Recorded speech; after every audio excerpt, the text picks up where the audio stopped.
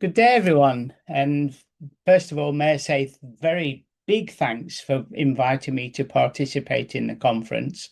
It's been a long time, probably over 15 years since I've worked in Syria, and it's still very close to my heart. I made some very good friends and colleagues there, and I still talk about the time that I spent in Syria. So I'm very grateful that you've asked me to contribute to your conference today and talk a little bit about what happened when I was in Syria and lessons that I learnt whilst I was there. So let me uh, share my screen with my presentation, if I may. Let's get this right and remove my face, I think, from the presentation there. That's good. So I was asked to talk about the curriculum, and I was asked to talk about specifically curriculum transformation. And hopefully I'll try and keep it to 30 to 35 minutes time. As I said, it was a long time since I was there, and during that time, my job, visiting several times a year, was to help the medical school develop their undergraduate curriculum. So I thought today I would talk about curriculum transformation and reflect a little bit on those times in Syria. Uh, First of all, also, let me say it's pleasant to think that you're thinking about developing that curriculum now. Again, a lot of things have happened in Syria, not so good things always, but hopefully you've turned the corner now and looking towards the future. So I'm happy to contribute to that if I can. So I've called this talk curriculum transformation. I will talk about change, but I don't like curriculum change because I think the curricula evolve over time, and they transform over time. They don't change immediately. One of the things that I've learned over the 50 years I've been involved in medical education is that if you change things too quickly, they don't actually work. So I talk about curriculum transformation or a quick curriculum evolving. As I say in the title to here, it's easy to say, not so easy to do. Curriculum transformation is not easy, it's difficult. It evolves over time, and people don't always like that time. They want it to be immediately. We made a mistake way back in 1996 of trying to change the curriculum in Liverpool University very, very quickly. And we realized it was not accepted by the students, it was not accepted by the faculty. So let's first of all make sure that we know that curriculum transformation evolves over time. I think the other thing that I learned when I was traveling around the world with in different countries trying to help people develop their curricula is that people didn't have a very good definition of what the curriculum was. If I look at a lot of the literature, this is probably the most common definition. I'm not going to read it out because you can read it for yourself, but it's quite complicated, isn't it? It's not just a list. A curriculum is not just a list of things that you're going to do. It's much more complicated than that. So let's split that up a little bit and say what we mean. So initially, it's what the students will learn and to what level. That may sound quite a straightforward point, but it's something that's missing off a lot of curricula. I can remember when I've not just Syria, but many other parts of the world, when I say, "Have you got your curriculum ready? Can you show me your curriculum?" And I ended up with a list of titles. Well, that's fine. It's rather like the start of a book. You get an index for your book of your what happens what's the chapter titles are. Doesn't actually tell you what's inside. A curriculum is much more of a structure than that. So first of all, when you build a curriculum, what is it that you want the students to learn and to what level? are you dealing with students who after 5 years will go into another training program? Are you dealing with postgraduate students who need a more advanced level, etc., etc.? And I think now, and we'll come to this a little bit later on, we need to think about what the future community and societal needs are. I'm not very good at accepting curricula from other parts of the world. I don't think curriculum transplantation happens. I think there's a lot of rejection that happens. So you take a curriculum from America and try to put it into the Middle East, which sometimes happens. And of course, it doesn't work because that curriculum is relevant to the Americans, not to the Middle Eastern societies. So I think what they will learn and why is it they're learning that? What are the future needs and societal needs of the country that you're based in? The other thing, the thing that the curriculum talks about is who will be the educators. Now, traditionally, it's been the professors of the medical school, the senior members of the medical school, usually the senior doctors, who will be the educators. But should we be doing that? Should we not be expanding that to the students, either the students in the same year, peer-to-peer education, or should we do it for the senior students teaching the junior students near peer education? Should it be the nurses, the physiotherapists, the occupational therapists, the pharmacists that are involved? Because if you think about health and healthcare, all of those people are involved one way or the other. Even the students bring forward their own thoughts and ideas. They bring forward what's happened to them in their families, maybe their parents' concepts, etc. So I think we've got to just broaden that aspect of educators. When will they learn what they're supposed to be learning? Are you going to have a traditional biphasic, a preclinical, clinical split? Are you going to have a spiral type curriculum? Are you going to have an integrated curriculum, integrated with other professions, learning some of the things together? How will they learn it? Well, it's about modern medical educational methods. Um, it's not rocket science to actually look into some of the journals now and see some of the very innovative ways that education is going about.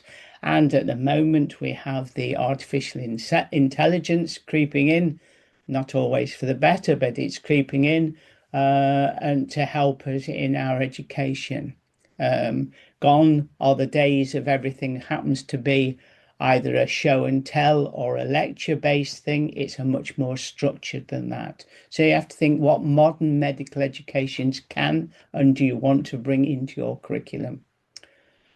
Where will they learn that? Well, that's again rather like taking the medical school out of the medical school and placing it into the community which it serves.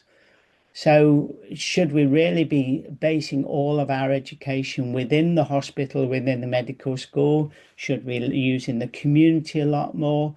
And again, this comes back to be who will be the educators? Should we use the pharmacies in the community? Should we use in the NGOs? Should we use in the different charitable organizations? That's the real world.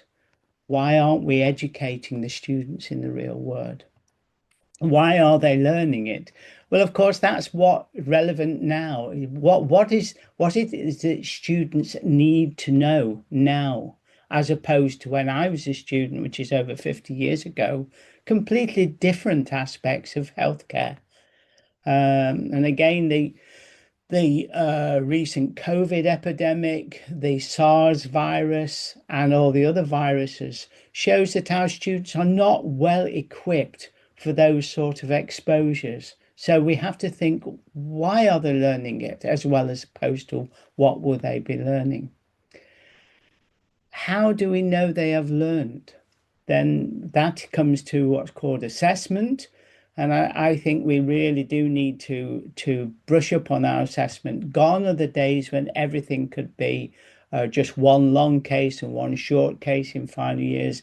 Gone are the days when everything is pushed in to a multiple choice question question bank. That's okay. They're okay for learning the basic sciences, etc., early on. But remember that the MCQs only measure knowledge, cognitive skills. They don't measure the psychometric skills. They don't measure the attitudinal skills, the empathy, the the equality that they have, the feelings of the patients. So we've got to be careful that we make sure that we measure that. And I think there's the other thing that's coming in recently is this concept of trust. I have many experiences of talking to senior professors who are happy to pass a student, but not happy to have that student work on their own families. If we are passing a student, we have to trust them, even with the lives of our own relatives, even with our own lives, to be as good a doctor, a healthcare professional as they can. We cannot just say, well, it's okay for the rest of the population to have this doctor looking after the patients, but no, I wouldn't want them looking after mine. We cannot do that. So this is the concept of trust that's coming in. And I think what we do very poorly when we talk about curricula is the evaluation. Did we do the best job we could have done? Are we assessing our students, but then following them through and evaluating their effect? Are we measuring the long-term effects? And perhaps do we revisit our curriculum? The curriculum is a dynamic program. It should be revisited probably every 5 to 7 or 8 years to see what we're doing. Are we doing the right thing? I've seen many examples of curricula that have been the same for the last 20, 25 years. As we'll listen to her talk about later on, the world is changing so quickly.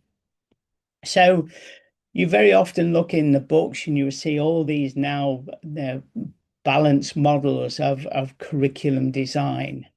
But I think there's just one sentence that sums what I've been trying to say up.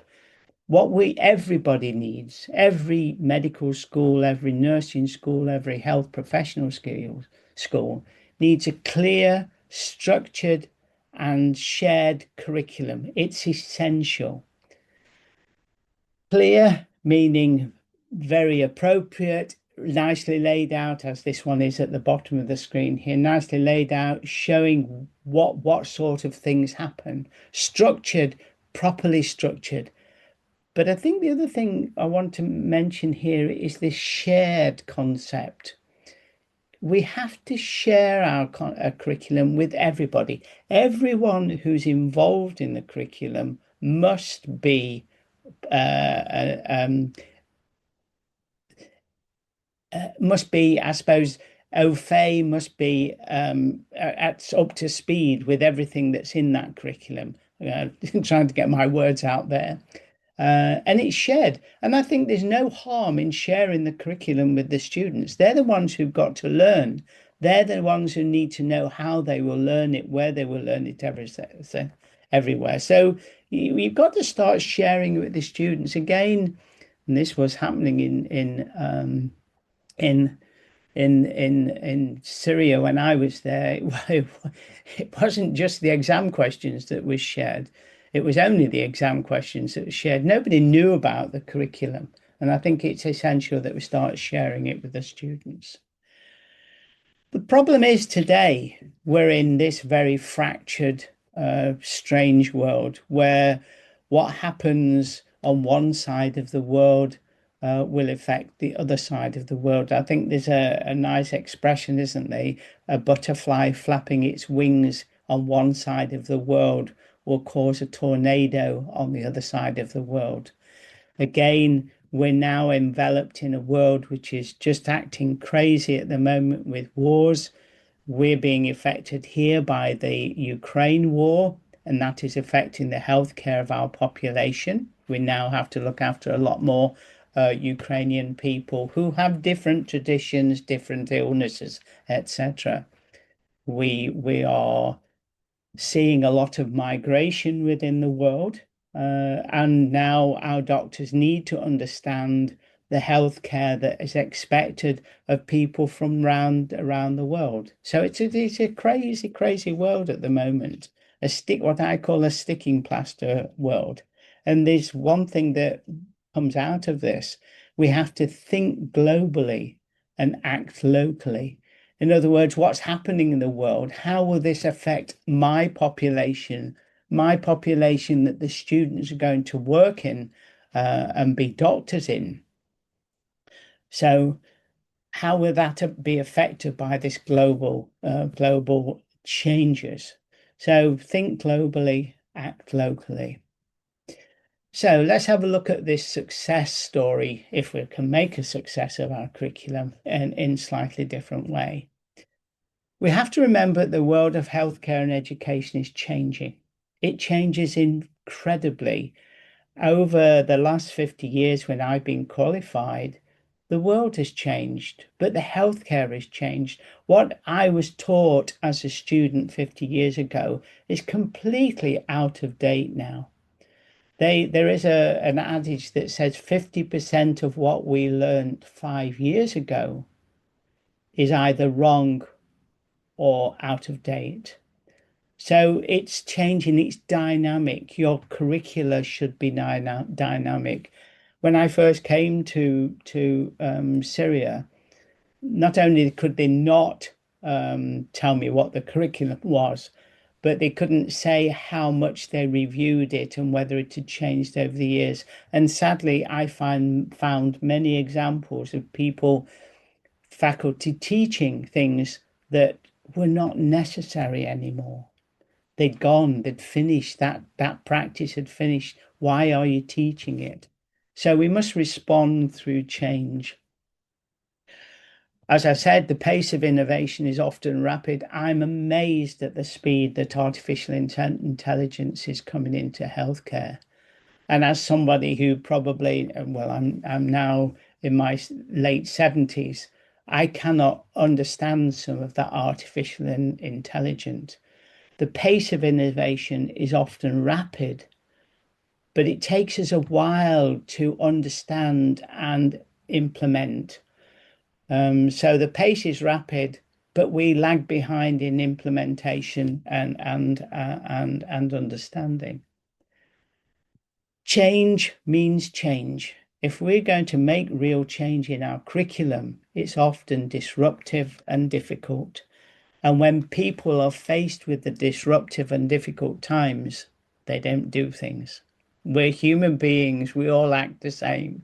We don't like to do things. So change within a curriculum is often reviewed badly or neglected by people who've been involved in that curriculum for a long time. And I see this again many parts of the world where tradition overrides innovation. Innovation, though, does not always bring positive effects. We fail to evaluate it. I have seen over the time many innovations that looked good, but when we tried to put them into action, wasn't good. The biggest one was when problem-based learning came through, and people said, I want to do problem-based learning.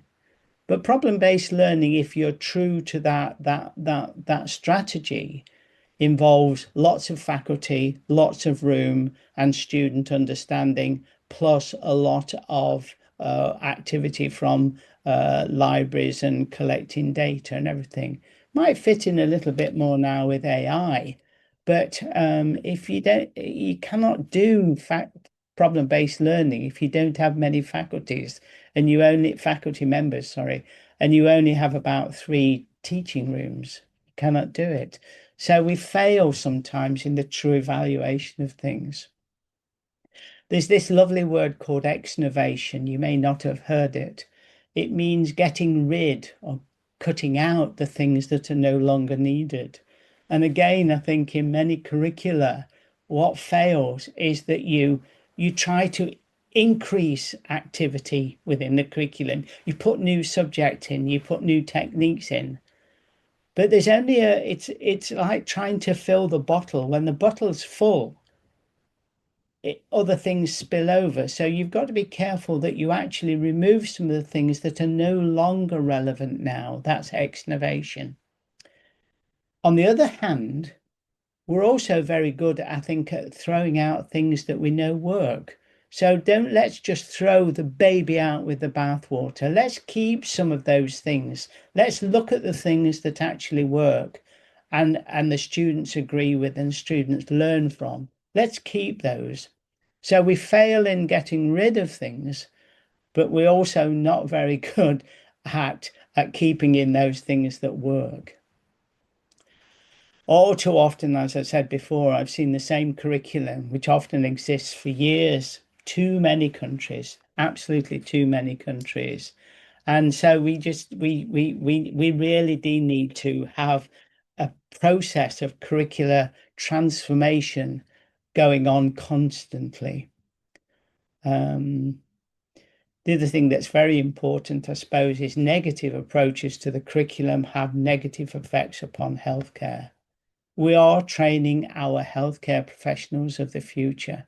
We are training our healthcare professionals who are going to look after yourselves when you hopefully you don't become ill, but when you do become ill, or our families and our families.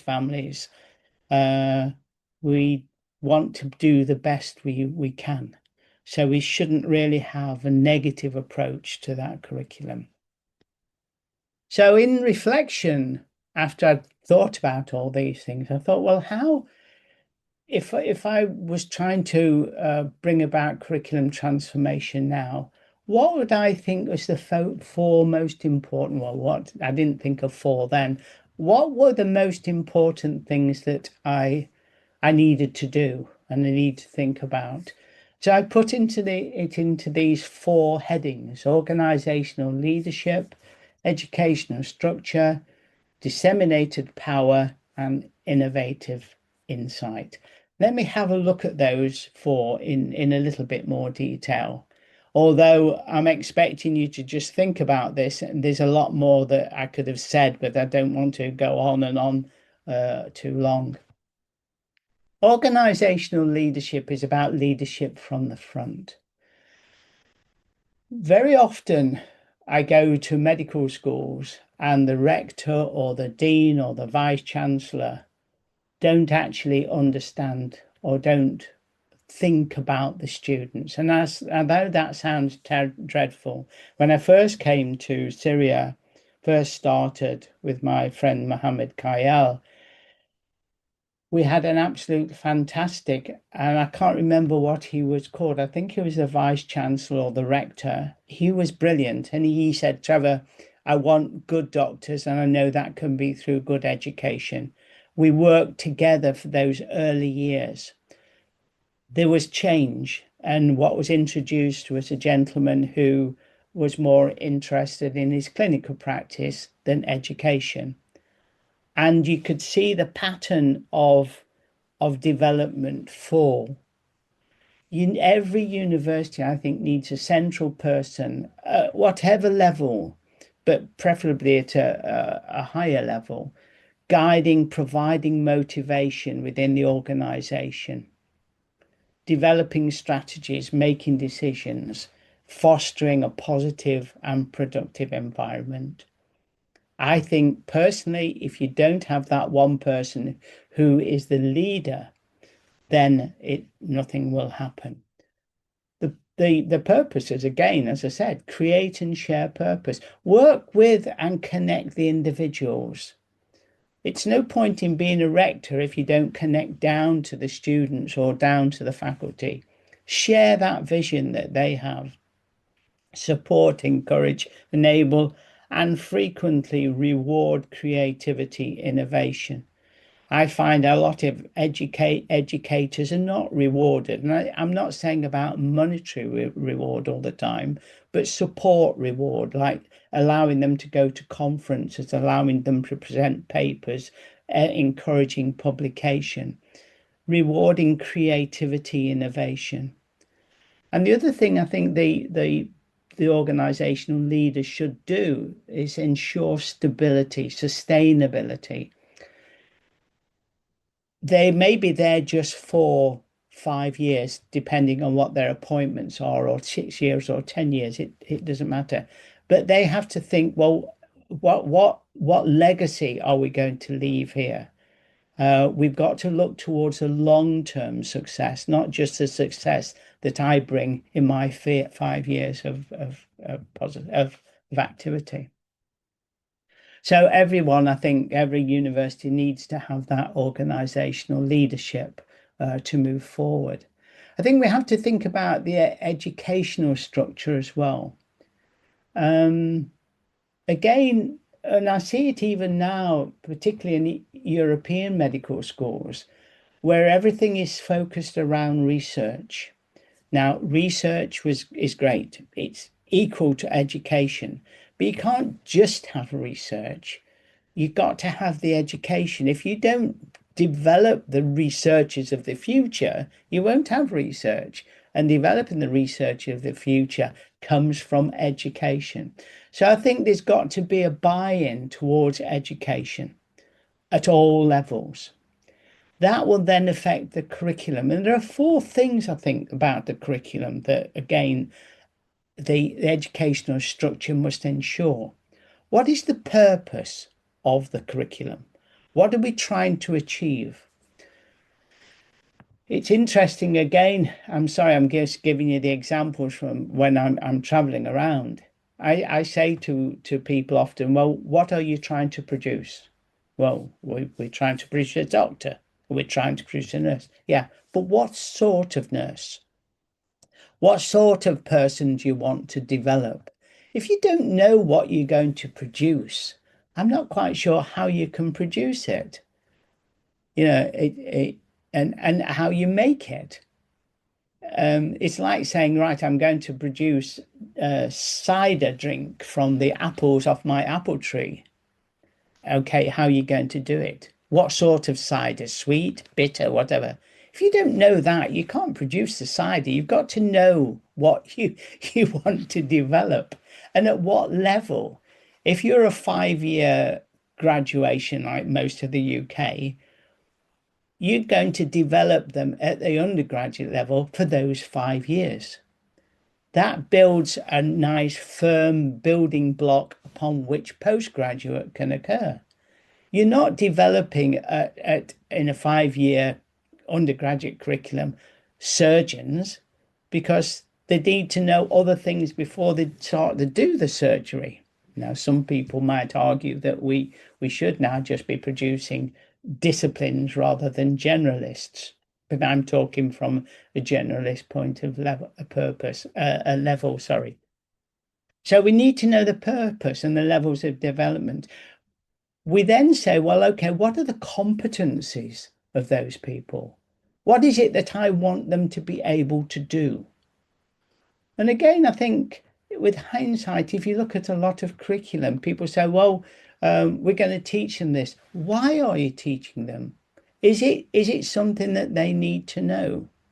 Now, the competencies are, what you're going to be trained in. The competencies are put together. But sometimes if you don't know, again, it's like what those competencies are you going to put it together? So what are the competencies required of somebody? Let's take a typical UK medical school. It's 5 years to graduate. What competencies do you need by the time they graduate after 5 years? What are the competencies? It's not I need them to be able to perform a cesarean section, because if those, not everybody needs that at that level. That comes at a competency level of in postgraduate. So competencies are very important. As I think said before, I think we need to have realistic assessment for trust. It's sad to see that some medical schools still have their students graduating in this world, and they graduate because they pass a multiple choice questionnaire which assesses the competencies in the cognitive domain. Doesn't assess the psychomotor or the affective domain. So we have to start looking at realistic assessment. What is the assessment that's going to tell us whether this student could be trusted to do this? So we got now the OSCE happening in clinical skills center. That's fine, but can they transfer that skill to a real person? So using the OSCEs as a tool for assessment at early level is great. But should we be now moving on to assessment on real patients, as long as it's not harming the patients, obviously, real patients to show us that they can do it properly? Okay. And I think the other thing that's really, as I said earlier before, is standard evaluation and regular review. If we don't evaluate our progress and review what we're actually developing and are they performing, how do we know that we're doing a good job? Okay. We also need in this educational structure faculty. Faculty development is a must have. We've gone away, thank goodness, from this adage that you're a doctor, therefore you are a teacher. Yeah, as a doctor, you teach your patients, and as a doctor, you do teach the students. But are you doing it well? Are you doing it the right way? I'm at the moment developing some faculty within China and trying to move them onwards from a situation where they just tell the students what they need to know, and that's then they structure their exams around that, without involving the student, without thinking about, is that the best way? You know, lectures probably are moving away now because we can learn most of what's given in a lecture, traditional lecture, through just reading a book. We've got to change that. We've got to have this faculty development. We've got to have a faculty who are interested in teaching the students and who are prepared to find out different ways. I think one of the ways of finding out how, other people develop their students is through international partnerships. I think it's a given now that international partnership developed in the correct way can help. I don't mean somebody coming in and telling you how to do it, but I'm coming in and sharing with you techniques which are relevant to you.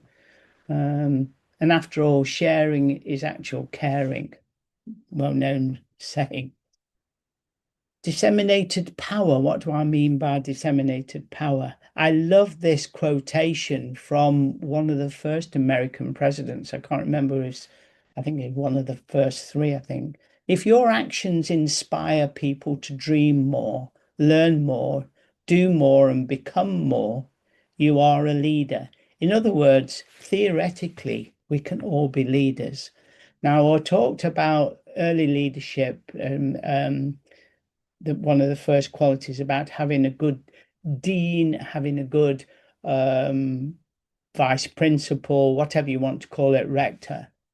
But maybe we can all be a bit leaders as well. We can all be leaders. If so, then I think you've got to start thinking about, well, who are the good leaders in research? Who are the good leaders in education?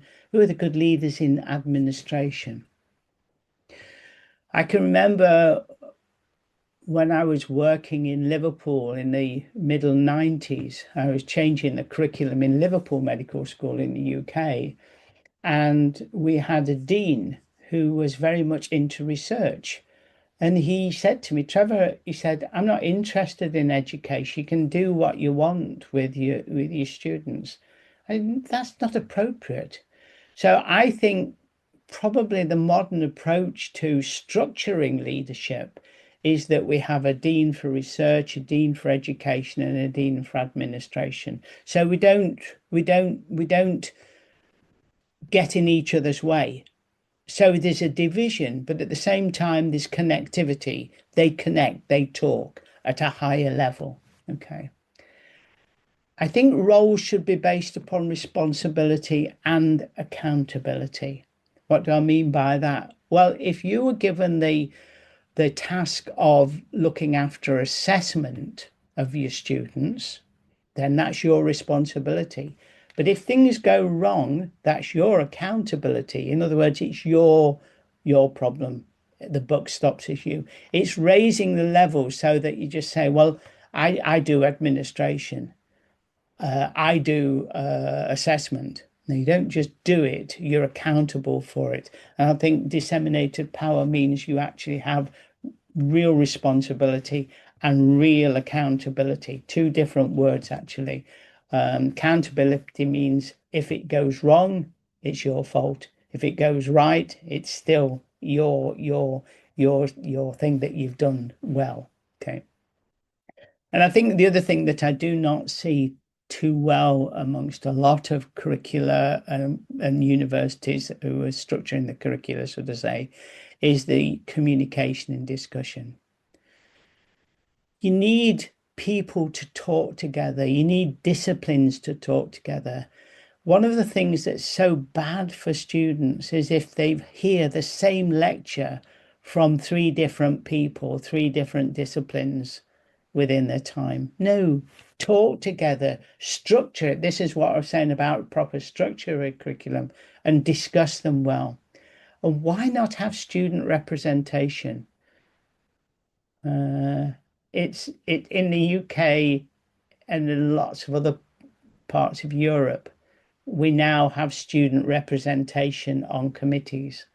But when I say that in different parts of the world, I often find that say, oh no, students are there to be done to, not to talk to, which is a very strange approach. No, student representation is important. Let's hear the student voices. Maybe they have different ideas about what we should be doing.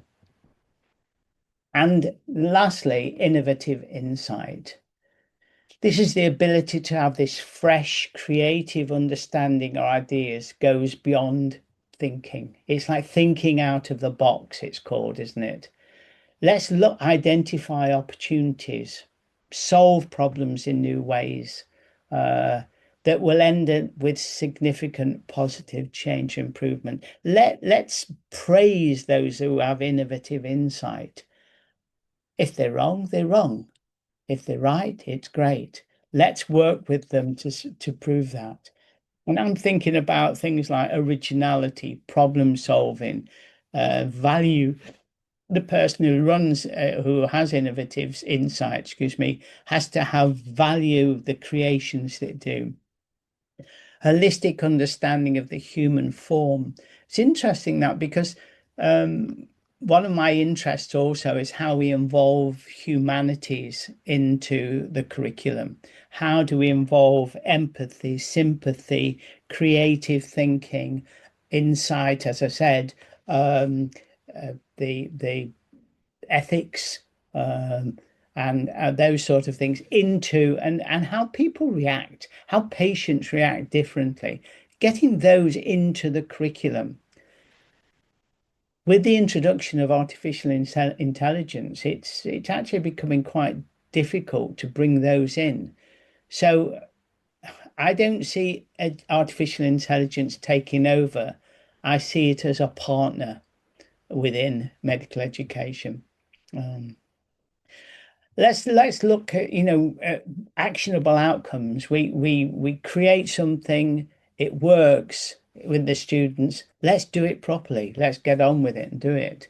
And as I said, it's thinking out of the box, challenging conventional wisdom. So, what are the take-home messages that I would give to you of building curricula for the future? Leadership exists, but everyone is capable of demonstrating leadership skills. Let's recognize leaders but also recognize leadership skills at a lower level in the hierarchy of a university. All curricula should be dynamic and capable of change in order to suit the real world. They should be reviewed and revised on a regular and appropriate basis. I do not really like to see curricula that's still been going after 20 years, the same curricula, because that means it's out of touch. The world has changed in 20 years. In fact, sometimes the world changed so quickly that yet we have to think, well, you know what, we've got a 6-year curriculum. What's the world going to look like in 6 years? Are we educating our doctors and health professionals to move into those future 6 years? Universities and schools must be continually aware of scientific, medical, and social change within the world and the community that they serve. Taking a curriculum from somewhere else in the world and putting it into your medical school is completely inappropriate. You have to train your doctors in Syria for Syria. You don't really want to be training them so that they can go to America. What good is that? That's not going to do Syria any good. Syria needs medical doctors trained in Syria and to the needs of the Syrian population. But you have to do that, though. You still have to be aware of what's happening within the big world of education. So again, think globally, act locally. Where and how we educate our students reflects on the success of our future professionals and of the health and well-being of our communities. Good education, good curricula, well-structured curricula, appropriate curricula means better health outcomes at the end of the day.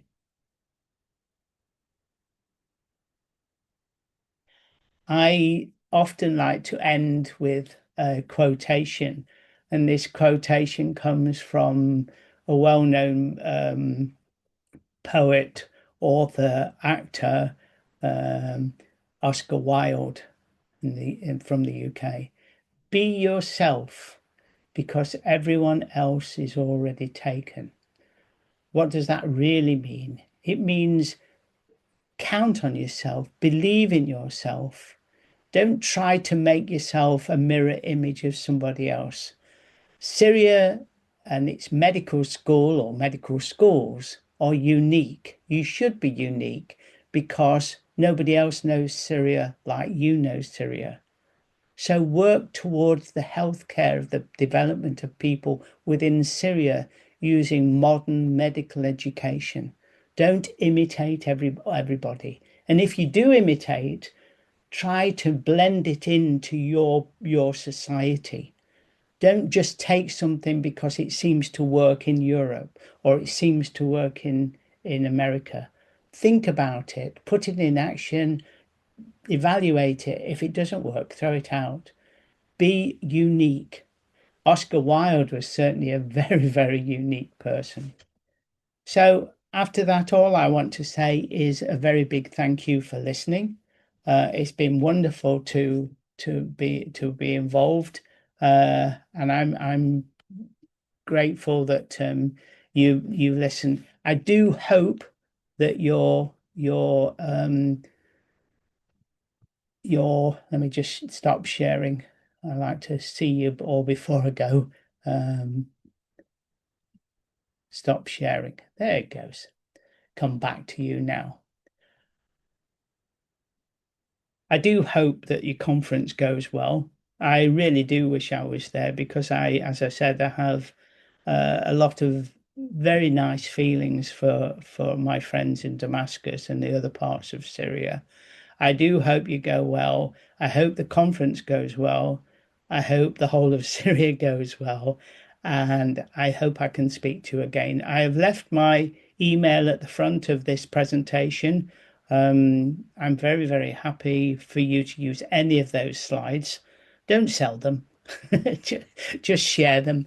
and share those thoughts and think about those thoughts for your future. If you do need to contact me, I'm very happy to chat to you through my email. In the moment, God bless, and I wish you well. Goodbye, and thank you.